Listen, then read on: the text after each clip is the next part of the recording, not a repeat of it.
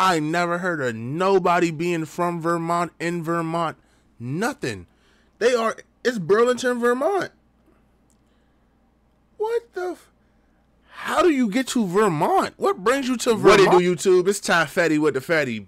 Back at y'all with another video, man. Y'all know why we here. To handle business, but before we handle that business, make sure you like, comment, and subscribe. I'ma say it again, bro. Make sure you like, comment, and subscribe. I'ma say it one more. Matter of fact,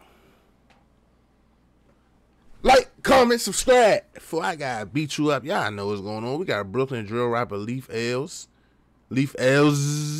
shot and killed.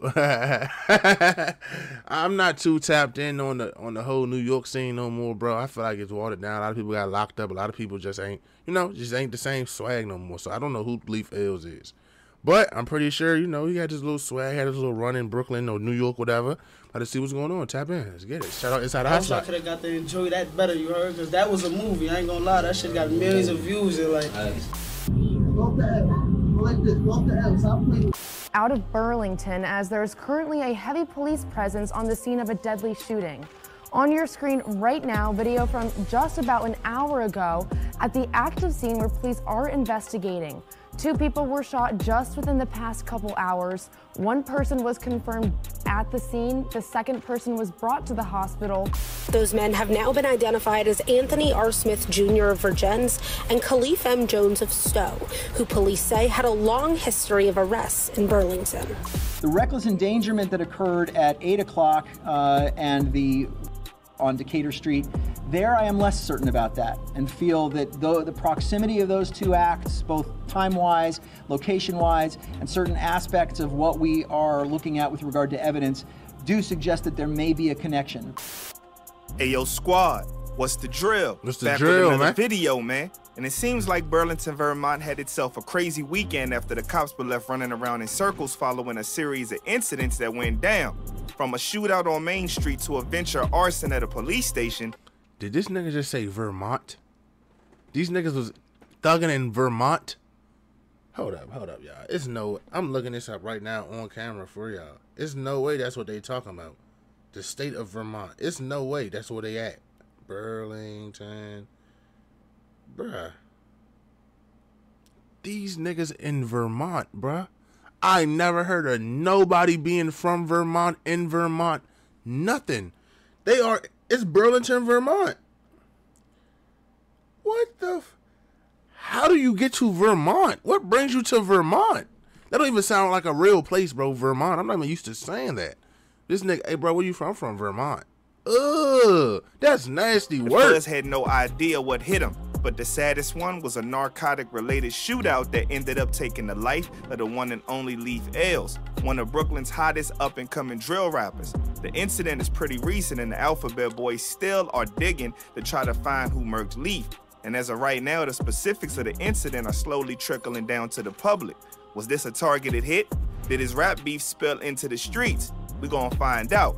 So without further ado, let's skip the play and get down to business. Leaf L's was born Khalif Jones on May 20th, 1996 in Brooklyn, New York. Not much is known about his early days, but what we do know for sure is that he hit the block at a pretty young age, and it didn't take long for him to start running with the Crips. As a drill rapper, Leaf made a name for himself for brutally running into the ops, even going viral in 2017 for a video that he made in which he seized one of his ops lacking on the train and compelled him to throw up gang signs before taking advantage of him on the camera. Known for his energetic delivery and his ruthlessness towards his ops, Leaf L's started getting his shine in 2017 when he dropped his legendary track No Twirl Zone, which had over 7 million views on YouTube to this day. Man, 6 years later and that song's still going hard. 2 years later, bro didn't let the momentum falter and he dropped his other 2 most widely known songs, Losses and Ops in the Air, which featured 5-Yo Foreign and took Leaf's name to a whole new level in the rap game. As of 2023, Ops in the Air has raked in almost 2 million views on YouTube and is still one of the trillest tracks to this day. While all of this was going on, Leaf was also building up a mad following on social media with his Instagram blowing up to over 30,000 followers. With all of this momentum and his clear trajectory towards mainstream success, it's pretty disappointing to know that Leaf Ailes was spending a lot of his time in jail for a number of slip-ups. Every time he started to build some momentum and notoriety for his music, Bruh would continue to be seen slapping and getting locked up. In 2019, for example, just as he was showing a lot of promise after his collab with Fabio, he failed to appear in court to face illegal substance trafficking charges from an arrest that had taken place in June of that same year. He was also wanted for escape by the Department of Corrections for disappearing while on furlough for an aggravated altercation with a weapon case. That's when the heat really started to rain down on Leaf, and the Burlington police even had to ask for help of the U.S. Marshal Service in Vermont to find him. And you know the marshals don't play. They eventually catch up with him on December 16th of that year as he was leaving a Motel 6 in Colchester, Vermont. After the Popo took him down, he spent a big chunk of 2020 in the big house. That wasn't the first time the judge slammed the gavel against Leaf, though. If you look back on Dude's rap sheet, he had a long history of arrests in Burlington for everything from robbery to aggravated assault to driving while intoxicated. How the hell did he end up in Vermont? We skipping this, and this is something I really, bro. How do you go from Brooklyn with Fabio Foreign on the train, making ops throw up your set, to Vermont? Cause I could see if he like fled to Vermont. That's why they needed the marshals. Okay, nigga, they said he had a long history of arrest in Burlington, Vermont, which means he was there getting arrested multiple times, which means he was there for multiple months and multiple different times. What is it in Vermont? Can somebody from New York that watched this video tell me if this nigga really was in Vermont, bruh? That is mind-blowing, bruh. It's hella sad how some of these rappers get snatched up in these situations. It seems as if those who don't make it out of the streets and hit the mainstream quick enough end up getting hit or locked in the pen forever. Ultimately, it was the street life that ended up claiming the life of Leaf Ailes, even though the specifics of the situation are still fuzzy on the account of the hit being so recent. It's been confirmed that the murking of your boy Leaf has something to do with illegal substances. But how did this all go down? Let me break it down for you real quick. According to the Burlington Free Press, the official Vermont paper that first published the news of the incident at around 8 p.m., the cops made their way to Main Street after hearing several reports of gunfire in the area. When they arrived, they didn't see anybody injured, but according to a couple of persons who were in the area at the time, 2 black men had been seen fleeing from the scene with what appeared to be a gun. Just over an hour later, at 9:13 p.m., the cops responded to another incident nearby, this time on Decatur Street after residents complained about gunshot noises in the area. When the cops arrived, it was too late. Upon entering the apartment, they found 26-year-old Anthony Smith Jr. and 27-year-old Leaf Ailes lying on the ground with gunshot wounds to the head. Amid the chaos, they found a single firearm and at least 1 shell casing on the crime scene. Dang. Based on what the cops said, Anthony Smith was already deceased when they arrived, but Leaf was still alive despite his injuries. Because there were other people in the apartment when the cops arrived, they had to move everybody out of the street. Suspiciously, police said that their investigation, another man, 37-year-old Patrick Ibbotson, was arrested for crossing the police line at the scene of the crime multiple times and for impeding a public officer. At first, the boys in blue were mad confused at this and wondered whether or not he had anything to do with the crime, but they later found out that Ibbotson had a history of getting active with Burlington cops, with around 40 incidents reported. As of right now, police haven't released any info that could tie him to the case. As soon as the police secured the area, they transported Leaf to the UVM Medical Center to try to save his life. But just before 11 p.m., he was pronounced deceased. After the double homicide, you would think that things would have calmed down in the city for a while. But the situation got even more turbulent when a 62-year-old dude named Stephen Rompuy tried to burn down the police department. He was taken down and cuffed before he could do anything, but believe it or not, there was still even more that happened that night.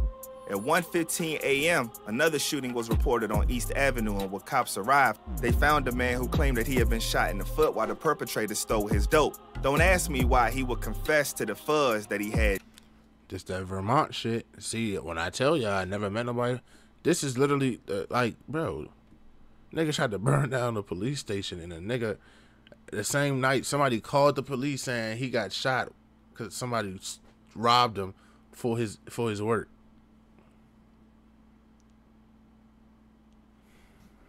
Dope in the first place, because I won't know the answer, but the cops are still trying to piece together whether the 4 incidents are actually related somehow.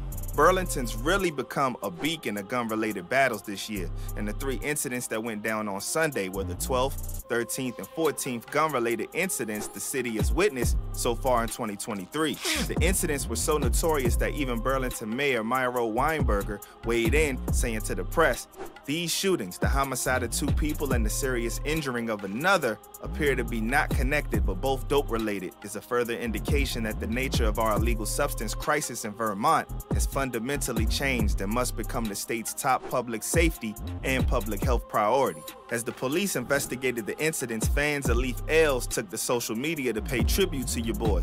As of the upload of this video, an official announcement of dude's passing still hasn't been made on the Instagram or Facebook profiles, but that hasn't stopped the fans and other rappers from showing him love. But it wasn't all sunshine and rainbows and love on social media, as some of the ops took the opportunity to throw some dirt on his name even after his passing. I'm talking about 26 AR and his crew, who posted a story with the sarcastic caption, "Y'all boys watch over us. Damn, you boys ain't did nothing to nobody. Rest in peace to both of you." The beef between 26 AR and Leaf was no secret, and Leaf had even written that he was 26's biggest op on his Instagram bio, but his fans were still mad that 26 AR would throw shade at him like that after the incident.